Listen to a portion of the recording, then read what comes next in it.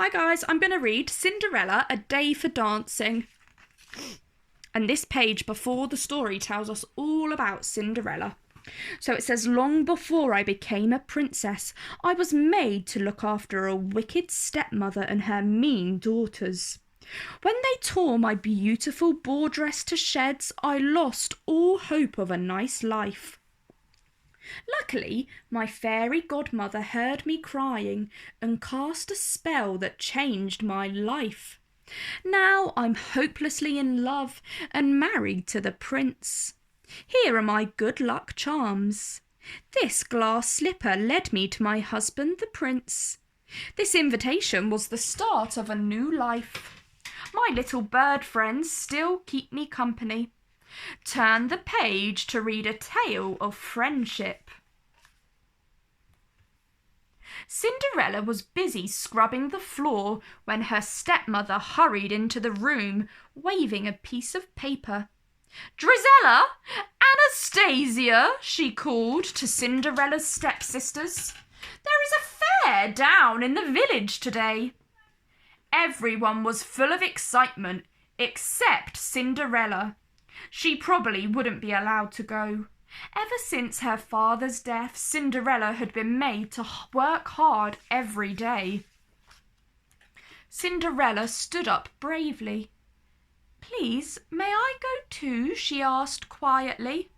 "Of course you may," said her stepmother with a cruel smile, "if you finish all your work first." She led Cinderella to the oldest part of the house and flung open a door. "This dining room has not been used for years," she said. "When it's spotless, you may go to the fair." Cinderella looked in horror at the dusty room. She would never finish cleaning it in time. Sadly, she went back to finish the floor before starting the massive task. As soon as she had left the room, tiny voices were heard as Cinderella's mouse friends scuttled inside. The room was very grand, and they had never seen it before. "Look at the size of this," squeaked Susie, climbing onto the table. "Whee!"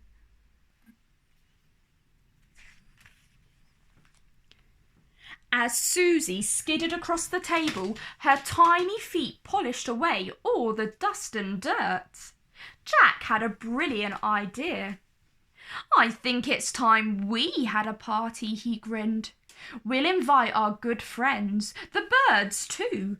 The other mice looked puzzled, but Jack shooed them back to the kitchen and told them to get ready for the party. Later, Jack looked around the old dusty dining room with a smile. The birds had arrived and everything was ready. An excited squeaking was heard at the door as Susie came in with the other mice. They looked splendid in their party clothes. "Please put these on," said Jack, handing out pairs of little slippers for their feet. The puzzled mice did as they were told. Jack tiptoed into the middle of the huge dining table. "Music, please," he commanded, and all the birds began to sing. Round and round the table whirled Jack. "Look!" cried Susie, pointing to the table. The tiny feet of the dancing mouse were dusting and polishing as they twirled. The table would be clean and shiny in no time. All the mice began to dance. The singing birds flew up into the air with their delicate wings.